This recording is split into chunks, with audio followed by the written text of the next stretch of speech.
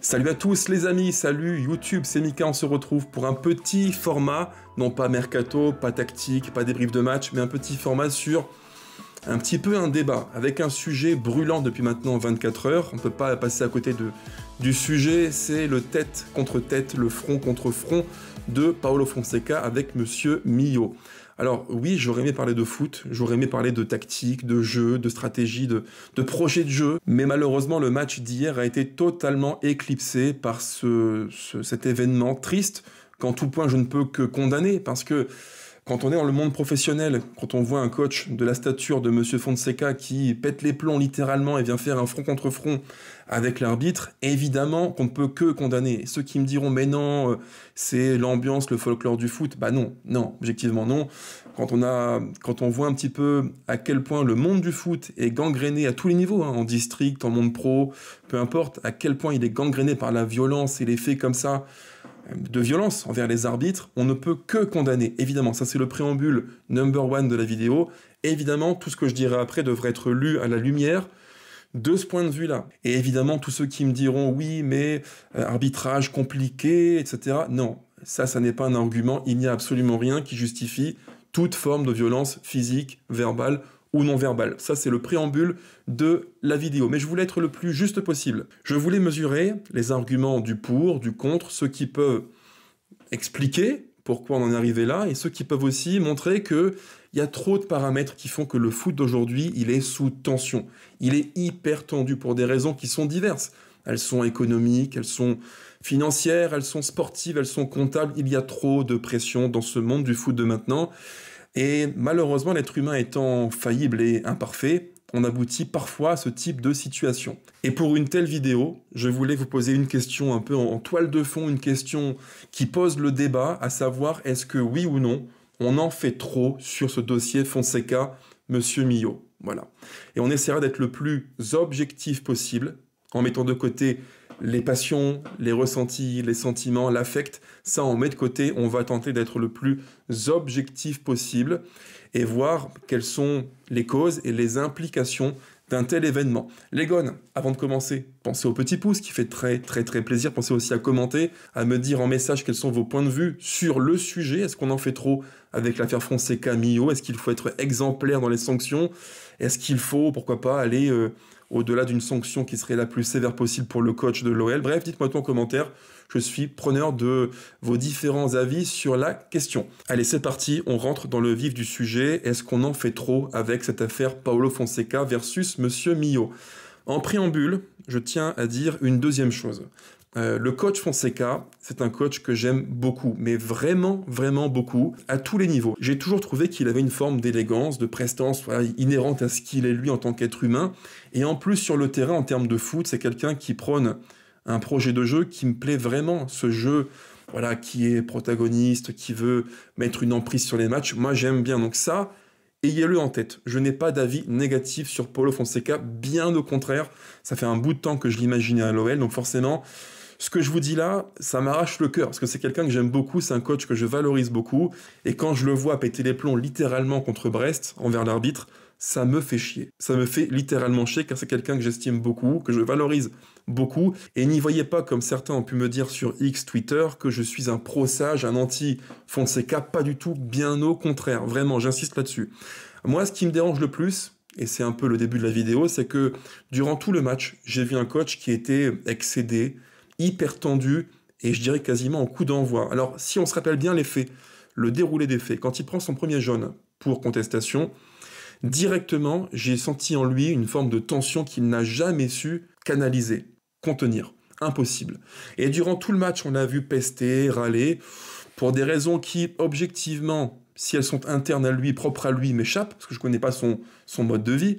Mais en tout cas, il y a plein de paramètres autour du match, extrasportifs et sportifs, qui peuvent expliquer qu'il y a un énorme niveau de tension actuellement à l'Olympique lyonnais. Certains m'ont dit sur Twitter que sa réaction était logique, ce que je peux entendre si on la lit sous le prisme de l'arbitrage et de l'histoire du match. On m'a dit, Mika, Monsieur Millo n'a pas été forcément mauvais, mais il a commis une somme de petites erreurs qui, quand elles s'accumulent, créent de la frustration.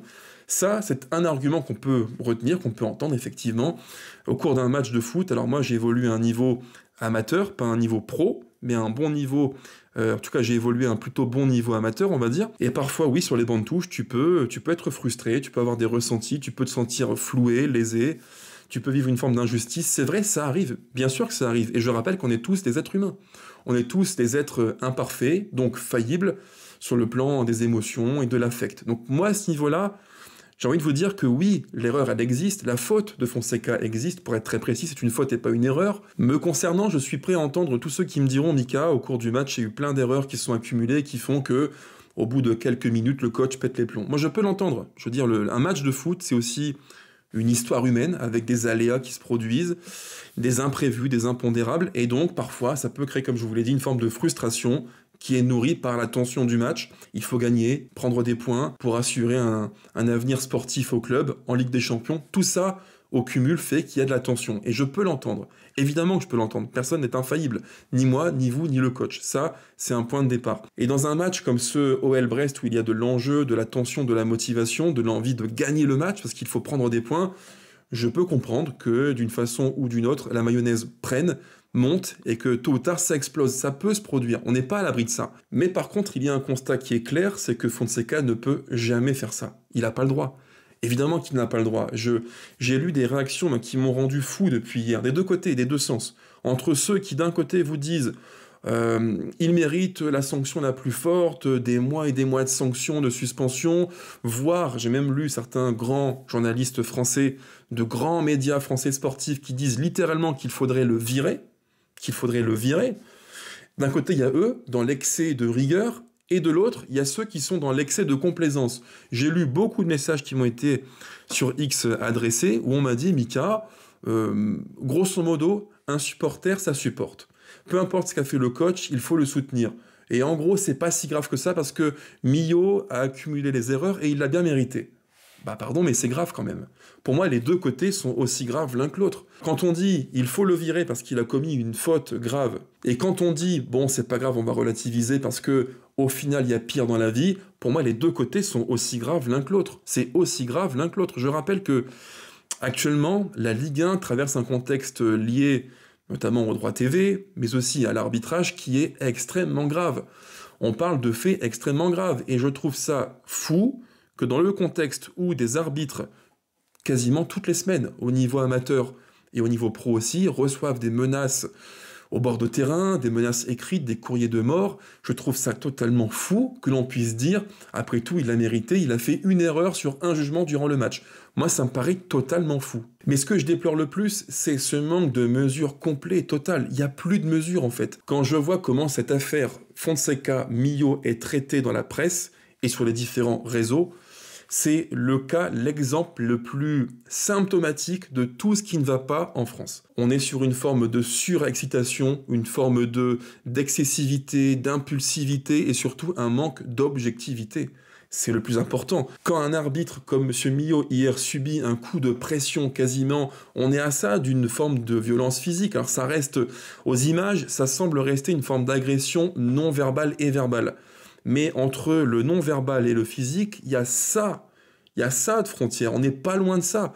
Et quand je vois des réactions consistant à dire « ouais, c'est pas très grave, il l'a mérité, il l'a cherché », pardon, mais moi ça me choque. Honnêtement, ça me choque. J'étais le premier à dire que Longoria avait pété les plombs de façon honteuse après le match contre la JOCR. Je ne peux pas dire, une semaine après, que Fonseca a bien fait, ou que c'est mérité, ou que c'est logique. Non, ça ne serait pas cohérent. Donc pour moi, en termes de logique purement d'équité, on ne peut que sanctionner, on ne peut que déplorer ce qu'a fait le coach Fonseca et dire qu'en tout point, c'est scandaleux, en tout point, c'est honteux. On avait tous en tête le contexte. Tout le monde savait qu'après le match de l'OM et les déclarations fracassantes et honteuses de Longoria, tout le monde savait que désormais, il y aurait un effet loupe x10 sur le moindre petit accrochage entre un officiel et un arbitre. Pas manqué, on est en plein dedans. Et là, malheureusement, je pense que l'OL va prendre extrêmement cher. Alors pas nous, pas le club directement, mais via Fonseca, s'il prend une sanction XXL de plusieurs mois, c'est l'OL qui va en pâtir. Malheureusement, sportivement, on va en pâtir. Parce que là encore, beaucoup de monde m'a dit sur les réseaux, Nika, c'est pas si grave que ça, si Fonseca est suspendu, on fera sans lui. Pardon, mais non, pour moi c'est une hérésie de dire ça, parce que dans le monde du foot pro, quand ton coach n'est pas sur le banc, alors oui, tu peux envoyer un adjoint, c'est vrai, mais la présence du coach qui vient recadrer, qui vient donner les consignes, qui vient insuffler une dynamique au match, c'est super important. C'est super important. On n'est pas sur un mode de jeu amateur où, grosso modo, les joueurs font la musique et après, nous, on suit le mouvement. Non, c'est différent. Là, ton coach, il est là pour insuffler une dynamique au match. D'autant plus pour un OL qui, en tout point, est une équipe immature. Une équipe qui a besoin d'un guide qui va montrer le chemin tout au long du match. On a besoin de ça. Il te faut, sur le banc, un coach qui va, quand il le faut, dans les temps plus chauds, changer la donne, renverser la table, il te faut ça. Et on ne s'en rend pas compte, mais quand tu as un coach qui est suspendu, ça veut dire que toute décision passe par un système de talkie-walkie en tribune, donc c'est plus long, c'est moins fluide, il y a des quiproquos durant le match au bord de terrain, bref, c'est compliqué de gérer ça. On a plein d'exemples de coachs qui ont été suspendus, et on a vu, bien souvent, c'est un foutoir, c'est compliqué à gérer, c'est franchement compliqué. Donc pour moi, dans l'affaire, la victime number one, c'est Monsieur Millot, évidemment, mais en numéro 2, la victime, c'est l'OL qui va sportivement pâtir du manque de maîtrise de son coach. Et ça, il faut aussi le rappeler. Maintenant, si vraiment je suis le plus juste possible dans cette affaire Fonseca, Monsieur Millot, j'ai malgré tout envie de venir au chevet du coach. Parce que je pense que si on prend les faits isolément, bruts, oui, on condamne. Oui, on peut s'insurger et dire c'est honteux ce qu'il a fait, c'est inadmissible. Bien sûr, on peut le dire. Mais je pense qu'il faut remettre dans le contexte ce qu'on a vu hier. Parce que voir un coach comme ça, qui est très nerveux, tendu, d'une part, ce n'est pas normal. Ça traduit un manque de maîtrise des émotions au sein de l'effectif, du groupe. Clairement, il y avait une tension hier qui était très palpable, liée aux résultats, au classement, aux impératifs sportifs, économiques, financiers, peu importe. Mais surtout, ça montre qu'on ne sait pas, qu'on n'a pas su aborder sereinement le match. Logiquement, dans ces temps-là, il faut que le groupe, que le staff soit hyper serein. Et moi, j'ai pas senti ça. Et depuis quelques temps, je vois un coach Fonseca qui est au bord de terrain, vous le direz vous aussi en message Legon, moi je trouve qu'il est tendu. Moi, je vous le dis vraiment, les amis, c'est un point qui m'a interpellé. Je trouve que le coach a été, dès le départ du match, trop dans l'émotion, trop dans la nervosité, l'agressivité. Alors, il en faut, parce qu'il faut aussi montrer du caractère, c'est vrai, mais là, trop, c'est trop, quoi. Et ça traduit une forme de non-maîtrise. Et comme je vous l'ai dit, le contexte Ligue 1 fait qu'il y a des circonstances aggravantes, parce que après l'événement Longoria-OM à JOCR, Monsieur Stinat, évidemment, tout ce qu'il se passera après, ça va être scruté comme je vous l'ai dit. Maintenant, je veux trouver au coach Fonseca de vraies circonstances, non pas aggravantes, mais aussi atténuantes. Comme je vous l'ai dit, le foot de maintenant, il va dans le mur. Il y a trop de pression, beaucoup trop. Ce matin, j'ai eu une discussion avec ma compagne, qui ne connaît pas grand-chose au foot, malheureusement, c'est pas son truc, mais elle m'a dit, honnêtement, quand je vois les matchs et quand je vois à quel point vous êtes tous tendus pour un match de foot, il y a trop de pression. Où est le jeu, en fait? Le foot reste avant tout un jeu. Il faut prendre du plaisir. Il faut jouer des matchs pour le jeu, pour le spectacle et prendre du plaisir. Et là, on est pris dans une spirale infernale de la pression sportive, parce qu'il faut gagner, prendre des points, pression financière, économique, le poids de la DNCG, chaque week-end se prendre des réserves des clubs toutous, les clubs larbins du près de Nasser El Khelaifi et de Monsieur Caillot.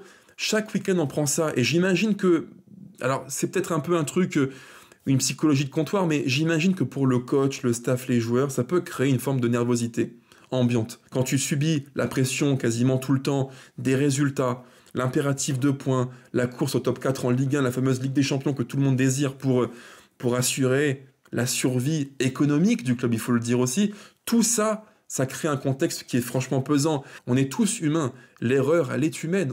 Tôt ou tard, on la commet tous sous le poids des émotions, du stress, de la pression. Alors vous me direz, mais Mika, mon bon Mika, Fonseca, il est payé un salaire à 6 chiffres pour gérer ça. Et vous me direz en plus, Mika, s'il n'arrive pas à le gérer, eh bien qu'il se barre de l'OL. Alors oui, ça c'est la facilité, évidemment. On peut dire qu'il est payé pour ça, qu'il doit gérer son stress, ses émotions, et que c'est inhérent au métier d'entraîneur. Je peux l'entendre, je veux l'entendre, mais malgré tout, ça reste avant tout des êtres humains qui sont, comme je vous l'ai dit, remplis de défauts, de qualités, et qui malheureusement, quand c'est plus tendu, quand c'est plus chaud, et je sais qu'à l'OL c'est chaud actuellement, eh bien on peut péter des plombs. Ça n'excuse pas tout, je ne dis pas qu'il a eu raison de le faire, je ne dis pas que je cautionne non plus, je dis juste que sur le plan d'un point de vue humain, quand je pèse le pour et le contre, je peux entendre que dans un match comme ça, sous pression, où c'est compliqué, parfois tu peux dégoupiller. Ça mérite sanction évidemment, mais je peux non pas comprendre, mais je peux me mettre un petit peu à sa place et me dire que oui, sportivement, économiquement, financièrement, c'est parfois un petit peu difficile de tenir les nerfs. Si je me fie au barème que je mettrai à l'écran dans quelques instants aussi, on peut aller jusqu'à plusieurs mois de suspension pour Fonseca. On peut lire de plusieurs angles, de plusieurs lectures la situation. Est-ce qu'il y a une simple agression verbale, des mots déplacés? Est-ce qu'il y a une attitude agressive? Est-ce qu'il y a une agression, un début d'agression physique? Est-ce qu'il y a eu un coup ou pas? Moi, j'avoue qu'aux images, je n'arrive pas à bien voir. C'est un petit peu flou, un peu compliqué.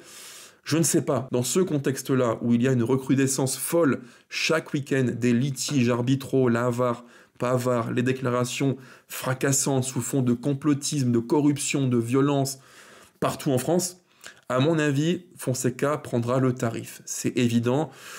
Je pense qu'ils vont vouloir faire un exemple pour montrer à la France du foot que nos dirigeants sont forts, qu'ils veulent sanctionner, faire un exemple pour montrer que non, ils ne reculeront pas face aux dérives liées à l'arbitrage. Voilà, c'est comme ça que moi je l'imagine. Et depuis, bon, l'OL a réagi, c'est bien, ça paraît dans le plan de com du club assez intéressant et logique. L'OL a dit que Fonseca allait être sanctionné en interne, j'imagine une sanction liée à une retenue salariale, ce qui serait juste en tout point logique. Et dans l'affaire, la victime numéro 1, c'est Monsieur Millot, évidemment. Numéro 2, c'est l'OL aussi, sur le plan sportif. Parce que faire sans le coach durant plusieurs matchs, c'est quand même compliqué. Il faut le gérer. C'est pas simple. Et en numéro 3, troisième victime, c'est le coach lui-même, qui se tire littéralement une balle dans le pied. Ça, on l'appelle pas assez dit, mais en termes d'image, pour lui-même, c'est désastreux. Vraiment désastreux. Alors, il a tenté de faire hier un petit message d'excuse envers l'arbitre à demi-mot et surtout envers le monde du foot. Voilà, au moins c'est dit, c'est bien, c'est un bon point, c'est un début on va dire, mais c'est pas suffisant. Et même si l'OL prend les devants en disant qu'on va sanctionner en interne Fonseca, j'imagine des retenues salariales, c'est bien, il fallait le faire. Ça sert aussi à montrer que l'OL prend le souci à bras le corps, donc c'est bien d'un point de vue c'est intelligent, mais c'est pas suffisant. Et je pense que tout ça, face à une volonté intransigeante des instances de mettre les points sur les i, Fonseca va déguster ses verres, et par répercussion, nous aussi. Et d'autant plus que si vraiment je poursuis une logique ultra cynique, Fonseca s'est tiré une balle dans le pied pour lui-même, je vous l'ai dit, mais aussi pour son avenir, parce que ce qu'il a fait, c'est une faute grave. En fait, sans faire de points de cours liés au droit du travail, mais pour faire simple, dans le code du travail, on retient grosso modo 4 ou 5 grands motifs de licenciement. Et parmi les 4 ou 5 critères que j'évoque à l'instant, il y en a 4 qui sont assez connus. La faute légère, c'est le retard ponctuel au travail, c'est pas très grave, ça arrive. La faute sérieuse, qui quant à elle est une répétition d'erreurs qui se répètent donc au fil du temps. La faute grave, et là on est en plein dedans, c'est une action qui est volontaire, ce qui est le cas de Fonseca, et qui va nuire à l'image de l'entité, donc du club qui est l'OL. Et enfin, quatrième, c'est la faute lourde, qui est une faute qui volontairement trahit l'entité à laquelle tu appartiens, en l'occurrence l'OL. Et c'est pas le cas ici. Là, on est sur une faute qui est grave et pas lourde, c'est largement assez d'ailleurs. Mais avec cette faute, qui sera sûrement qualifiée de faute grave dans le bilan de Fonseca, d'un point de vue juridique, ça offrira aux dirigeants, et Textor en premier, l'opportunité de virer à tout moment si l'envie lui en prenait Fonseca. Alors ça, c'est de la fiction évidemment, comme je vous l'ai dit, on n'y est pas encore et heureusement, moi je maintiens ma confiance au coach Fonseca, je pense qu'il faut le maintenir à l'OL, ça n'est pas la question, mais dans un monde où John Textor, maintenant on le connaît bien, est quelqu'un d'extrêmement impulsif, qui peut à tout moment sortir le colt et tirer pour virer quelqu'un, voilà, c'est une tâche indélébile dans le bilan de Fonseca qui peut à tout moment justifier un licenciement sans verser le moindre euro. Ça, il faut l'avoir en tête. C'est aussi une des grilles de lecture de ce qui s'est passé hier entre Fonseca et Monsieur Millot. Donc pour résumer, oui, Fonseca est fautif. Évidemment qu'il est fautif. Il faut condamner ce qu'il a fait. Je pense vraiment qu'il faut le condamner. Mais maintenant, en termes d'équité, de sanctions liées à ce qu'il a fait, soyons mesurés. Pas dans l'excès de sévérité, ni dans le laxisme, ni dans le clubisme qui fait beaucoup trop de mal et de défauts au football français malheureusement. On verra ce que la commission réservera à Fonseca d'ici 3 jours, mercredi donc à l'heure où je vous parle. Apparemment, il semblerait qu'elle veuille être expéditive, rapide et sévère. Donc à mon avis, pas trop de surprise, on va avoir un coach suspendu pour, à mon avis, je pense 5, 6, 7 mois, d'ici la fin de saison c'est sûr, et sûrement un peu plus vers la saison prochaine.